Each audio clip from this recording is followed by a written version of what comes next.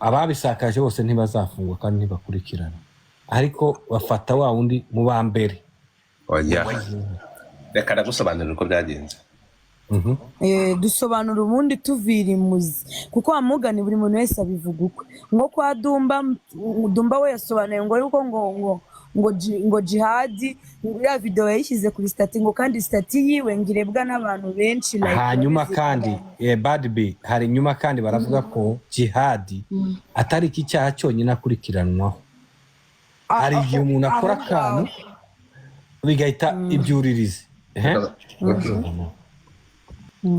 reka mbabwire rero uburyo jihadi yisanze muri ibi bintu ku makuru mfite ntahagazeho bivugwa ko urakumva cyane afite nashaka wumve ahangaha niho ikiganiro ubundi uragendanye utungutu bari kudukina none naraze kudukina mbere bitari ngombwa ibi ngibi byabayeho amezi angahe mbere yuko iyi video isohoka babanje gusora screenshot umva ibyo uko yampano yambwiye nagiye kubona mbona ndi kumwe na papa cyangwe screenshot z'ama video ngo nambaye ubusa bazohereje papa cyangwe tavuga ati reka umutwanye nahise mvuga ati umuntu izi video umuntu wagiraga access muri telefone yanjye ni Pazo niwe izi video uzitanze Pazo mpamagaye nsanga yamborotse nibwo namwe nahise mbona live icikikanye ndavuga ati izi video noneho njyewe izo video ntago makana ko nari nzifite ariko mu mezi nari narazisibye muri telefone yanjye mu mezi nk'atatu yarashize kumva ubwo Pazo we izo video yari yarazisevinze kuri telefone yiwe batangira kumwereza n'izindi screenshot z'amavideo urumva umuntu telefone amabanga menshi abarimo sanga telefone yafashe kopi ya telefone ayimurira muye kubera ko YouTube no kumpostingira amavideo email yanjye yari iri muri telefone ye yo Google Photos ya rero niyo ushyizemo email ibintu byose biri muri kuri email bita amafoto ahitaza bishatse kuvuga ko nyine kubera ko yari afite login za email zanjye ibintu byanjye yari abifite nuko byagenze gusa yampano tugarutse gatoya ufite impano irenze imwe ibyo bibijyamo icy'ingenzi ni uko nawe iyo mpano ugifite so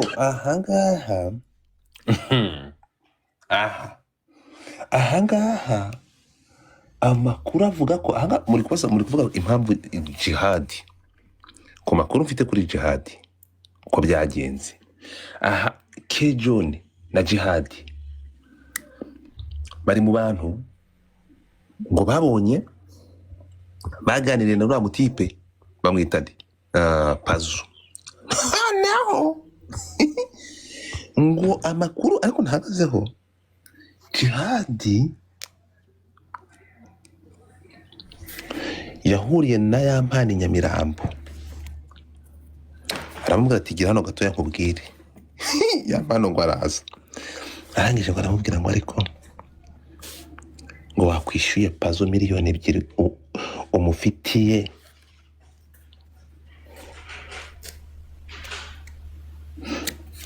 ngo ibintu byawe bitaraje hanze yampano ngo abica amazi aramusuzugura so woni jihadi wabwiraga yampano ngo bahuriye ahantu bita Nyamirambo niko amakuru avuga ntahagazeho aya ngaya nayabwiwe n'inshuti y'inshuti wumve y'inshuti ya mubyara w'umugore wa yampano urumva ko ari kuri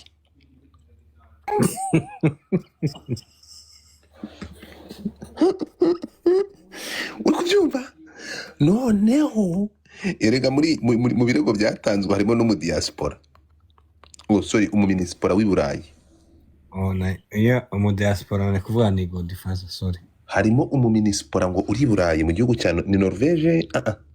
Hari ikindi gihugu cyakira abantu kiri impande ya Norvege ni Norvege ni pays Scandinave, harimo Denmark, Norvege, Swede na Finland. Finland. Urumva na Norvege na Finland bifite ukuntu bishwagaraye mu kanwa bijya kuvugika kimwe. Muri Finland hari umudiaspora uri muri Finland uturanye n'umugabo bita Nyamuhombeza wagiye kuzimu aragakubitwa n'inkuba. Nyamuhombeza yagiye kuzimu sinzi bamubizi. Umuturanyi we rero uyu mudiaspora. So iyi nkuru iri interese, hari umuntu ari buze kuvuga izina re ufitanye ikibazo na jihadi bro. Urumva ufitanye ikibazo na jihadi, urukumva ngo akimara kumenya ibi bintu ngo we ngo yaragiye. Urabona jihadi we asevinga nimero zose, abafite kuna asevinga amanimero yose. Uyu mushuti we yaragiye afata nimero yenda sevinga nimero ya jihadi. Mu gitondo ngo mbere yuko ajya ku kazi ngo agomba gucekinga ibyo jihadi ya postinze. Ngo kuri nimero ye ngo jihadi yari savinzeho Nyiramariza. This is a story. Uyu muntu wari warasevinzeho Nyiramariza, amakuru ambwira ko uri kumva jihadi bikimara guturika bikajya hanze ngo jihadi yarabipostinze kuri statiye, ariko abantu nje ntabyo nabonye, ngo bipostinze ngo ya mpano yaramuhamagaye aramubwira ati nawe. Jihadi aravuga ati ibingibi ni bisanzwe se n'abandi bose ibingibi ni ikihe kidasanzwe ndiho kuri byagiye hanze, ngo aramugurukana aravuga ati sibyo ndi kukubaza nawe nta nubwo ushobora kungirira ubumuntu. Atangiye kumugurukana ngo ahita mukupa. Ahita mukupa kuko yatangiye kumugurukana kandi atangiye no kumurikodinga ubwo bagiye kugira content. Amakuru mfite ngo ni ya mpano wamukubye. Noneho iyo stati mwumve yafashwe n'undi muntu ngo ufitanye ibibazo bikomeye n'umuntu bita jihadi. Uyu muntu ntabwo ndibuze kuvuga izina rye nonaha.